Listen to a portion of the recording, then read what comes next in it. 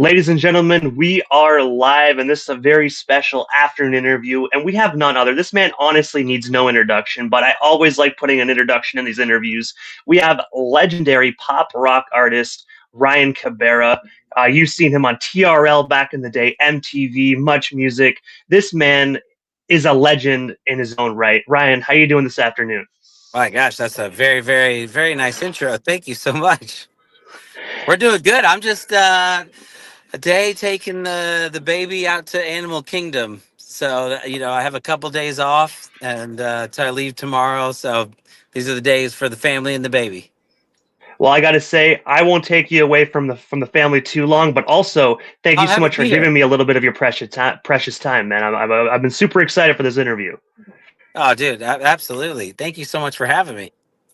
You're most certainly welcome. I got to say quickly before we dive into this, shout out to Manic Cat Records for connecting all the dots because I do know Peter over there definitely worked his magic with this one. So shout out to Peter of Manic Cat as well. Yeah, I love that whole crew. But I got to take you very back way before you were a solo artist. Very early on in your career, you were a lead singer of a band called Rubik's Groove. I was wondering if you can actually tell us a bit more about Groove for the individuals that actually don't know about this amazing band. Well, everybody has like the band or the artist that but typically, I want to say 85% of the time, that first band that you know and love was not like your first band. It wasn't, the golden child of who you came to love. And that we have some moments that we're glad that, let's say, YouTube and channels like that were not around when we had bands like that in like the late 90s. I want to say early 2000, early 2000s, because if you heard some of the recordings of Rubik's Groove, it's very different. We thought we were destined for greatness, but it was it's my second band. First band was a band called Kane, which was a punk rock band, and we all have our roots, and those are the bands that led you to where you ended up or were meant to be. So I would definitely not change a thing when it comes to those. But I hear some of those early recordings, and I'm glad that there's not too much out there of it. Uh, but still, like I said, we all need that to figure out where we're going to go in life. And I also read as well that you might not be a fan of the recordings, but you guys did do some phenomenal things. Like you guys also opened up for Third Eye Blind back in the day, if I'm not mistaken. Yeah, we did. Third Eye. Do we somehow?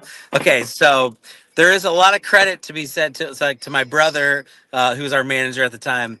Is we kind of BS'd our way to where we got, because we ended up opening for like Cheap Trick, Ben Harper, Third Eye Blind, Sister Hazel, a bunch of other bands.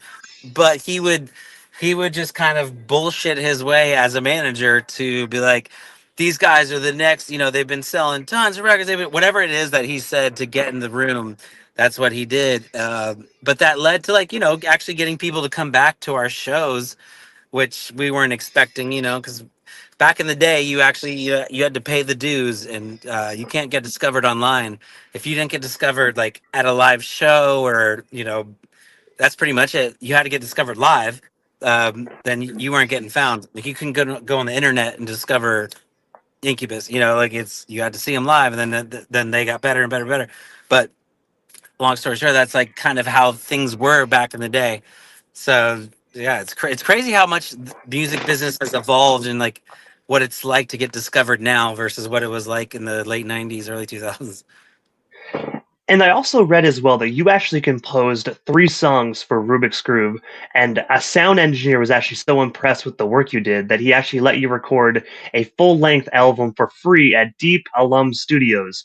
I was wondering, can you tell us a bit more about that story? And of course, what was it like just working on Elm Street? Yeah, so I was in the band Rubik's Groove at the time, and what had happened was my brother, for my birthday, got me studio time. Now, he couldn't afford to, like, make the full band like studio album or whatnot. So I just went in acoustic, did three songs acoustic, because that was, it was booked by the hour. So I went in, did three songs acoustics. I only had like 6 hours to do everything. And the engineer was like, dude, this is like a sound that I've been wanting to record for, a long time. Like I don't hear much like this, in Deep Ellum in Dallas. There was a lot of different kind of bands, but like the singer songwriter acoustic thing, which is what I was doing at that time, he was digging. So he's like, if you want to come back and just record for free, I'll record you. And I was like, all right. So I ended up doing 12 songs. And that was kind of what kickstarted me to get to perform at some different venues. And then that's eventually how I was discovered. And I gotta say, Elm Street is actually such a phenomenal album. I mean, I can really see how you just blew up as a solo artist, man. Because Elm Street, I find, is a national treasure. Oh, dude, thank you. It's one of Oh those man, ones like if you knew it from back in the day, like most people who know or don't know me don't know that album, but every once in a while I'll play some concerts and people will yell out songs from that album, which to me like meant a lot because at that point, like, I was a huge fan of like this is early John Mayer. This is John Mayer before like Room for Squares John Mayer and like the early like Guster days, OAR, like um Pat McGee band, like all these bands that were like I was a fan of. That was kind of who was influencing me at the time. But all those bands, have these albums, but before they kind of got big. But even like so, like Green Day, I was a huge Green Day fan, still am. But I was a fan of like Kerplunk and like the Smooth Out Sloppy Hours albums, like before Dookie. So a lot of people thought like Dookie was the album. So like let's say somebody was a fan of mine, they think like Take It All Away, which is what we're celebrating the 20th anniversary of or whatever. They think that was my first album. I was like, so Elm Street. Elm Street was where it really all started, and that was what got me to get into the place, to get signed, and or at least get noticed by people to bring me out to California and all that kind of stuff. So that was like the one before the one, which is kind of cool. That's awesome that you know that. I appreciate it. and I gotta say, my two favorite songs is Reasons, and Last Winter. Man, those are my two absolute Oh, favorites off man. the record. Last Winter is one of mine. Yeah. I find that was such a great way to end the album as well, man. Such an amazing song, and I gotta say, you saved the best for last on that one. I appreciate it. Well, a lot of my like a lot of my favorite albums, like the last song is my favorite song. Those ones that you wouldn't necessarily like unless you're like really, you know, digging that album. Sometimes you don't get to, especially nowadays. But back then, when you were listening to the full record, the last album said a lot to me. So that was one of my favorite moments. Yeah. And before we move on the topic of Elm Street, I do know as well that I believe I read that Monty Harp was actually the one that produced Elm Street. Was that the individual that gave you the free studio time as well to help finish the record? And if so, what was Uh, it like just working alongside Monty?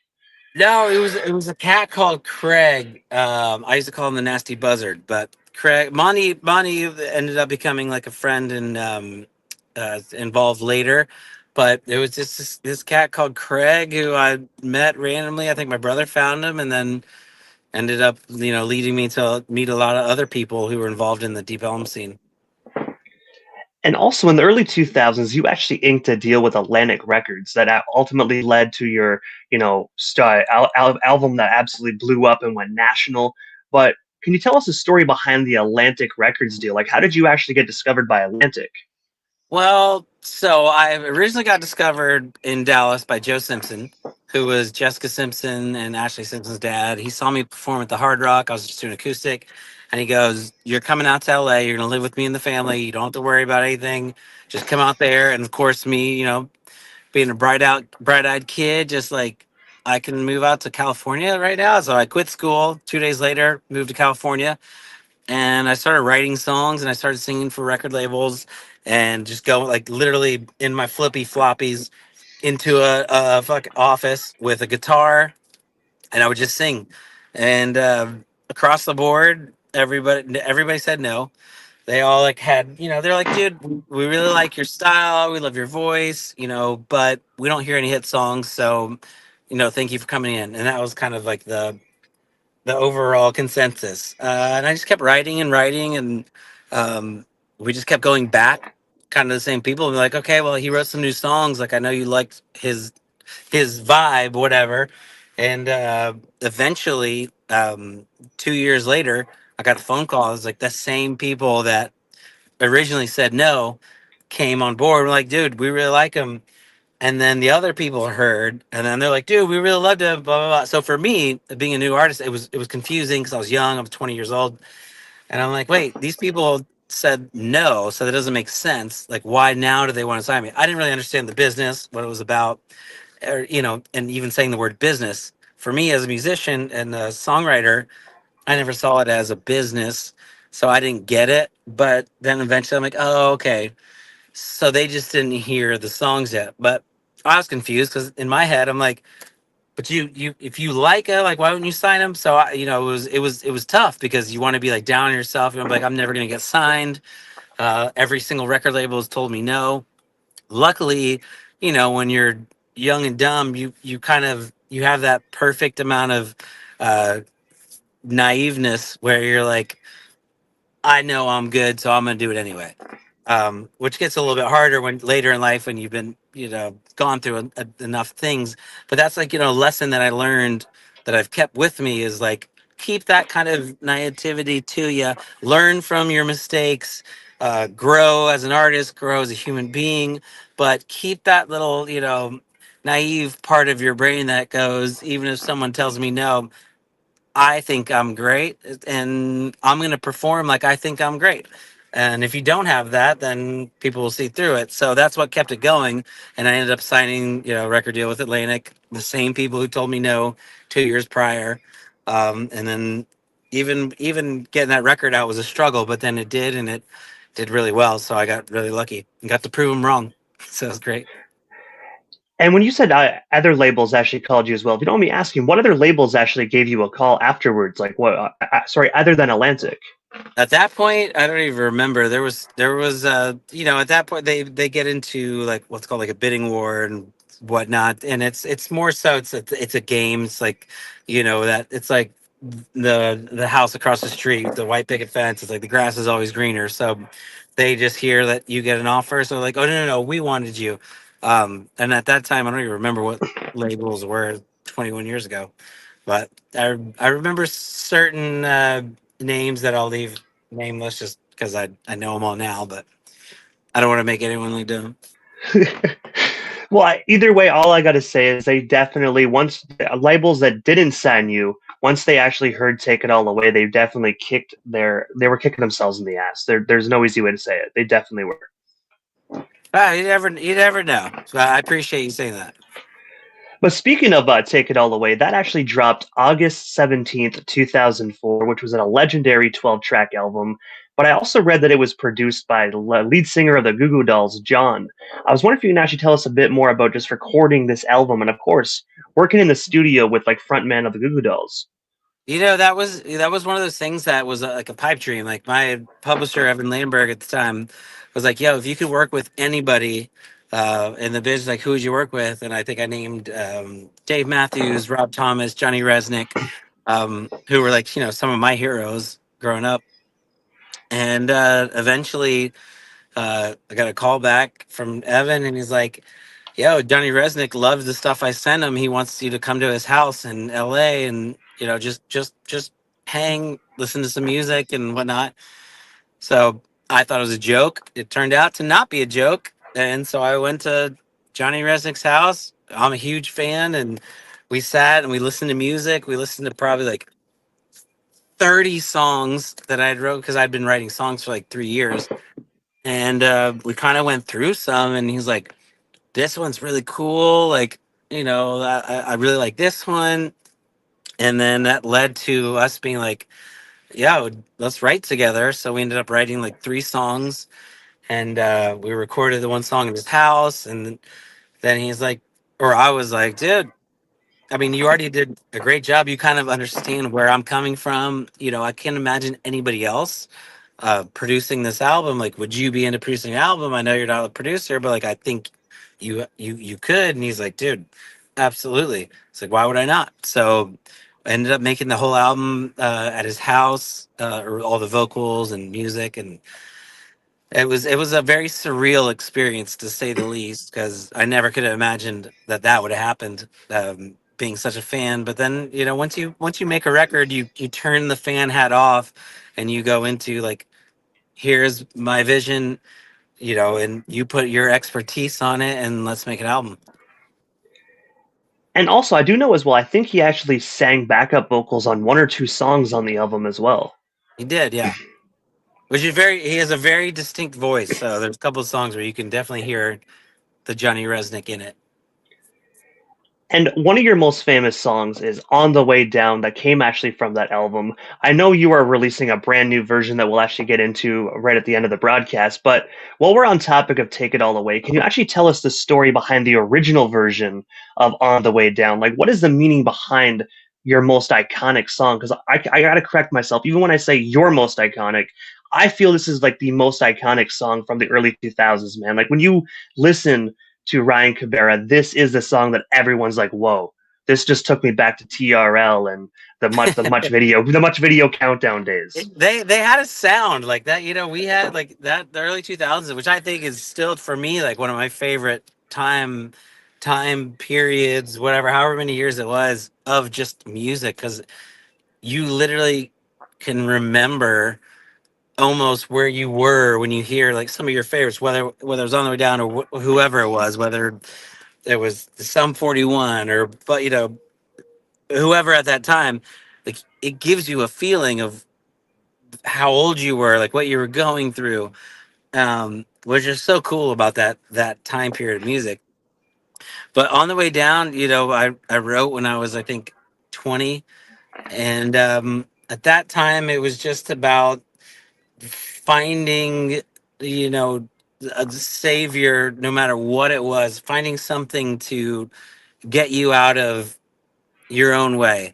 Like if you're whatever it be. And I always said, like, I leave it open for everybody's interpretation, whether it be, if it's your fucking dog that you love, that, when human beings, piss you off because they're too much, and you take solace in this dog that, makes you, that brings you out of your rut, whatever. Or if it be the faith, whether it be, a girl, whether it be like a guy, whether it be, a book, whatever it is that just gets you out of your own head, out of your own way, and just brings you up in a time when you're down.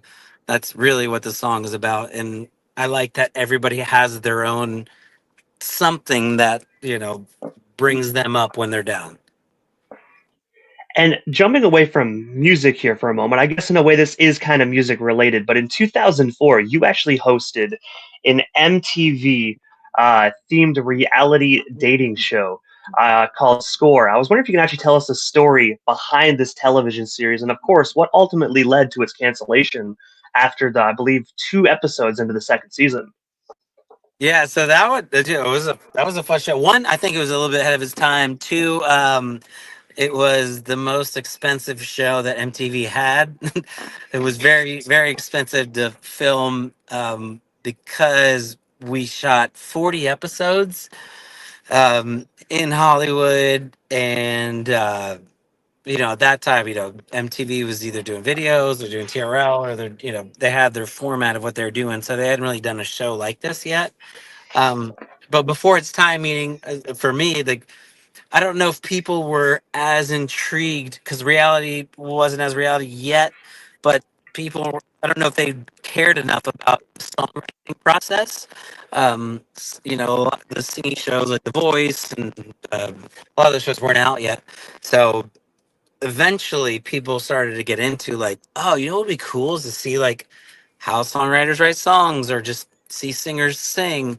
um and that kind of tried to, what I wanted out of that show was to encapsulate that part of, here's, like, we have a day to write a song.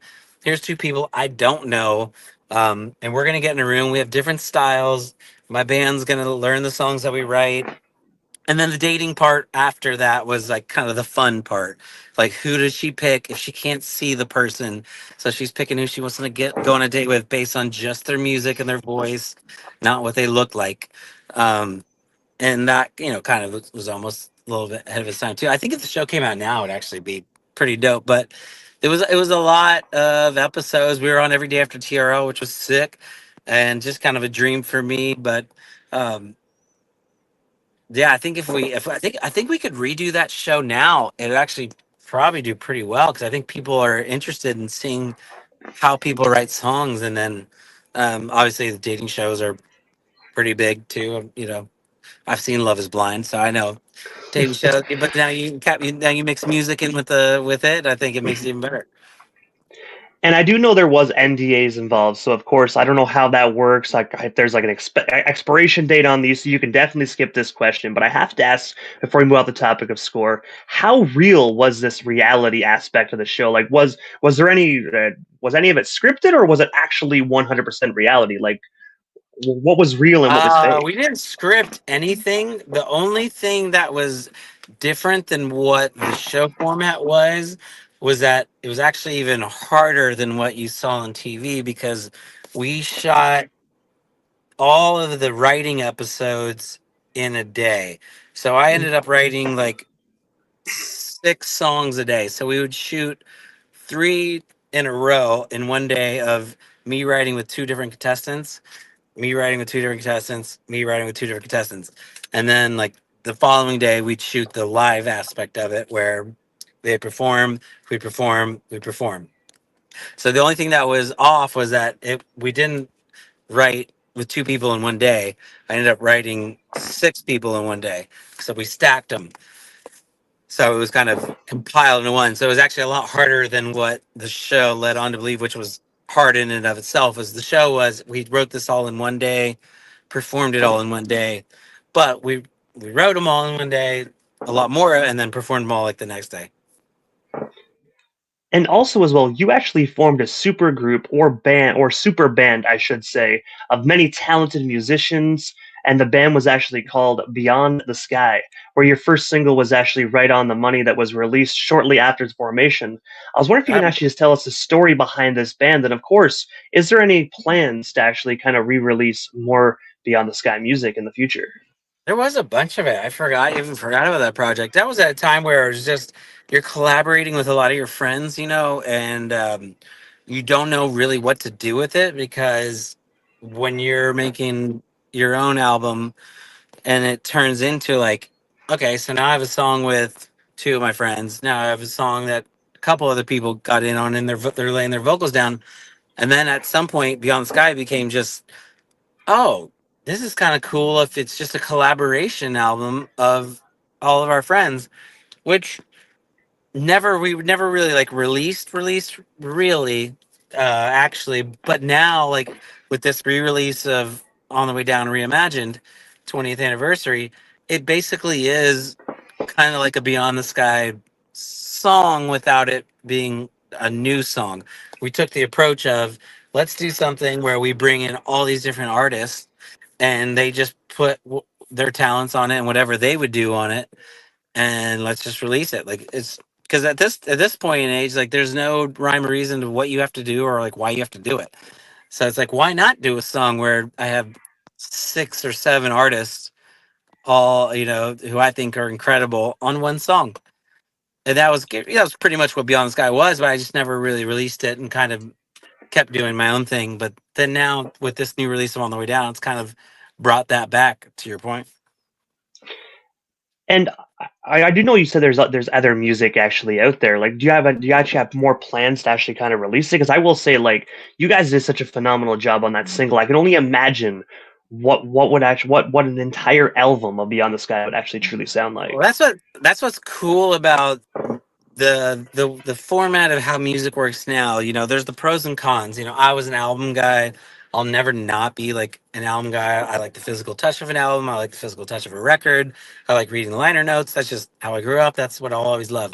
But the big benefit of things being digital is after this interview or conversation, I could go and look into those songs that I never released and go, you know what? We could do that now and just put it out next week if we wanted to. Just because why not? I don't have to like, create a physical concept. It's just music that somebody may love, whether it be hundreds of people, thousands of people, millions of people. Doesn't matter. Even if like one person loves it, it's easier to put out now to where I could jump back and be like, you know what? There's some Beyond the Sky songs that I never even thought about for 15 years. It was maybe 10 years ago, 2015 ish, that I could pop out. Um, So it's such a cool thing that you could do something like that. Which actually I will go back into that catalog and check out now.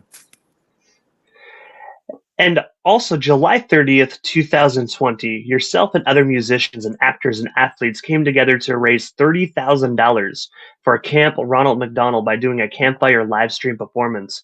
I was wondering if you can tell us a bit more about that live stream, and of course, what made all you talented and amazing individuals come together for this phenomenal charity? So it was something I've been doing for a while. It was a thing called Live from Ryan's Living Room, which was basically when we get to the house, it's a creative place. There's pianos, guitars, a bunch of percussion instruments, and the idea came about because I'm just watching all these people that are my friends who are incredible. That I'm like, oh my god, it'd be so cool if people could hear some of these jam sessions or like what we were doing. But what's a way to do it that's not like about making money, for us, like what's a way that I just want organically that I just want people to hear this.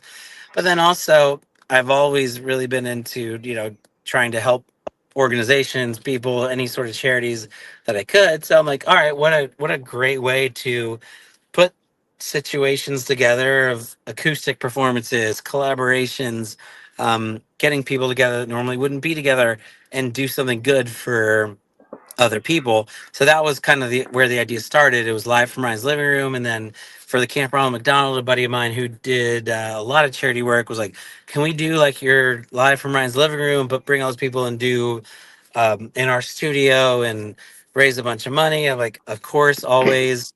If we're in town and you give us a space to do it, we're gonna figure out a way to raise money. So that's kind of where that idea came about, and it's still going. And I did a couple with my wife a couple years ago, and we're already planning the next one now. And for that live stream in 2020, you had so many phenomenal artists from lead singer of Bowling for Soup, Jarrett. You had members of NSYNC. You even had WWE superstar The Miz show up. I mean, you had like literally everybody on this live stream. I can definitely see why it raised over $30,000 because it's the people you had in it was just absolutely phenomenal. Yeah, we're just trying. I always text friends. I'm like, hey, no pressure, but if you have the time and want to join us, like, even just phone it in. And typically, 85 to 90% of the people, will be like, dude, totally down. And then you get some, and they'll be like, oh, talk to my management, and those are the ones that I'm like, yeah, I'm good. Like, yeah, that's not what this is about. So. Um, yeah, it's a fun thing to put together as well. And also, this Friday, I know we briefly spoke about it throughout the interview, but this Friday, January 31st, you actually plan on re-releasing the 20th anniversary of your most famous song, On the Way Down, that is completely a new revamped version. What can the listeners and Ryan Cabrera fans expect from this revamped version coming this Friday? Well, if you, I think we did a good job of not leaving the integrity of the song there. So if you loved the original version, I think this is just like an updated, fresh. It's not like a completely different version. We tried it in so many different ways, and it was so hard because it's like you know a song, how it is. If you go too far left or right, it kind of loses the heart of the song. So we ended up coming back to just a version that is completely new. Everything is brand, all the recording is brand new. But I kind of let the artists do their thing and do their versions of it, so it's special in the way that's like you would never I would have never heard it done in the way that they did their stamp on it. So we have AJ McLean from the Backstreet Boys doing his thing, Joey Fatone from NSYNC doing his thing, Nash Overstreet from Hot Shell Ray doing his thing, Drake Bell, Taylor Hanson, Nick from Walk the Moon. So it's like it's a smorgasbord of just different artistry collaborating into one song that was really special and the kickstart for me in my career. Uh, so I think if you dig the original version, you're definitely gonna love this version. And it's even better because you have a bunch of other fucking awesome singers uh, Yeah. on it, and I think it's just really unique and surprising for, you know, but not too far of a departure to where you didn't remember what the song was. You know, And I gotta say, Ryan, you're tugging at my nostalgia heartstrings here. You know, you got Backstreet Boys, you got NSYNC, you got come on, Nickelodeon's Drake from Drake and Josh. I mean, dude, like now I can't wait for Friday. I don't care about anything else this week. Friday needs to come. dude, I appreciate it so much. I'm excited too. And I really hope that next year as well. Since it's going to be 20 years of this award, I hope it happens again for the revamped version of On the Way Down. Because I do know in 2006, the On the Way Down, the original version, actually won the ASCAP Pop Award for Most Performed Song of the Year. So I'm hoping, and I have it my way, I'm going to keep spinning the new record on my radio station so much that hopefully the award win actually comes in again. So Let's you can do have it. another 20th anniversary thing to happen. Hey, there's no reason to not just hope for the best. So I appreciate that. And also, I do know aside from this release this Friday, you got a lot of great shows coming up in 2025, where you'll be going on the 2000s Pop Disaster Tour. I was wondering before we wrap things up if you can tell us a bit more about your next up and coming shows, and of course, where can we snag ourselves some tickets to come on out and see Ryan Cabrera live in the flesh? I would think it's either gonna be ryancabrera.com or just follow me Instagram Ryan Cabrera or pop2000tour.com. But yeah, it's a tour. We're now I think on our eighth or ninth year, and the shows just keep getting bigger and better every year. What was intended to be one summer has now turned into 8 years of this tour, and it's a collection of all different kind of artists on one show, so you definitely get your money's worth. And we try to mix it up every night and make every show different. So look forward to getting back out there again. Everyone knows, everyone that knows me knows that performing is like my favorite thing to do. So for me, I just can't wait to get back on the road. And I do know as well you mentioned with the song that's coming out this Friday that it's going to have members of NSYNC. I know on the 2000s Pop Disaster Tour is actually going to have members of NSYNC. So I do know obviously this is probably a surprise, but I feel like hopefully I can try and get something out of this. But do you think that Joey Fatone or other members of NSYNC might come on and actually kind of sing the revamped variation of On the Way Down on stage with you? You never know. I mean, our host is Chris Kirkpatrick. Our original host was Lance Bass. So at some point, depending on what city we do, you never know, and everybody knows this. You never know who might jump on stage. So you don't throw anything out of possibility. So we'll see what happens. And of course, aside from this Friday and of course the tour and all the shows you got coming up, what is next for yourself, Ryan Cabrera? Like, is there anything we happen to miss during this afternoon's interview? Anything else you do still want to touch on, talk about, promote? Well, we still got you here live on the radio this The afternoon. song, the tour, and then just try to get some sleep. Living that dad life, and that's really it. It's tour, studio, baby. That's our life. And I wish I could even say that, you can get some sleep on tour, but we all know touring, you don't sleep. You barely have enough time to eat, let alone Oh no, the sleep. baby. So Luckily and fortunately, the baby's been on tour with us, um, so I don't sleep on that either. But at least she gets to like see the world and we get to be together. So that's really important for me. And Ryan, one last thing. Obviously, I know how to follow you on social media. I know it's very easy to find Ryan Cabrera, but for the people that aren't that social media savvy, that actually want to follow you, how can they go about following you across all social media platforms? Everything I believe is just at Ryan Cabrera or ryancabrera.com. Quite easy. As long as you can spell Cabrera, Cabrera, then you can find me. But Ryan, Or and, again, and as thank long as you can spell Ryan Ryan instead of Brian, it's not Brian, it's Ryan. I got to say though, Ryan, again, thank you so much for your time. I know this is one of your last days off before you jump back on the road, and you dug into your family time to make this happen. So thank you so much for a bit of your time. And I have to say quickly, thank you for years of monumental music, man. Your music has helped millions of people all over the world, and I am one one out of those million people. So thank you so much for your time. Thank you so much for years of music and dedication. And I can't wait to hear this brand new revamped single that's coming out this Friday, January 31st. Hell yeah, brother. Thank you so much as well. You're amazing. Hey, man, thank you. You're most certainly welcome. And I got to say, definitely not as amazing as you, but thank you so much for the compliment. I appreciate it. All right, brother. You have a great one. You as well. All right. Cheers, man.